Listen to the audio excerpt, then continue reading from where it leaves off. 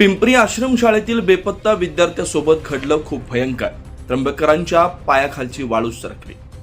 त्र्यंबकेश्वर तालुक्यातील पिंपरी परिसरात एका विद्यार्थ्याच्या आत्महत्येची धक्कादायक घटना उघडकीस आली. त्र्यंबकेश्वरच्या बेपत्ता विद्यार्थ्यासोबत घडलं खूप भयंकर. त्र्यंबकेश्वरच्या पायाखालची वाळू सरकली. त्र्यंबकेश्वर तालुक्यातील पिंपरी परिसरात एका विद्यार्थ्याच्या आत्महत्येची धक्कादायक घटना उघडकीस आली आहे. 12 मार्च पासून बेपत्ता असलेल्या विद्यार्थ्याचा मृतदेह आश्रमशाळेच्या मागील बाजूस असलेल्या झाडाला लटकलेल्या अवस्थेत सापडला. विद्यार्थ्यानं झाडाला गळफास लावून स्वतःचं आयुष्य संपवलं. या घटनेमुळे परिसरात एकच खळबळ उडाली. संजय सदू नडगे असं मृत विद्यार्थ्याचं नाव आहे. तो त्र्यंबकेश्वर तालुक्यातील पिंपरी येथील स्वर्गीय मधुकरराव हिरे अनुदानित आश्रमशाळेत 10वीचं शिक्षण घेत होता. झाडाला लटकलेल्या अवस्थेत आढळला विद्यार्थ्याचा मृतदेह. मागील 3 दिवसांपासून संजय बेपत्ता असल्याची माहिती समोर आली होती.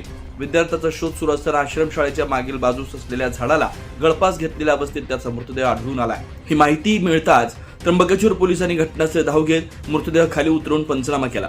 त्यानंतर मृतदेह पुढील तपासणीसाठी पाठवण्यात आलाय. या घटनेमुळे आश्रमशाळा परिसरात तसंच गावात शोककळा पसरली आहे.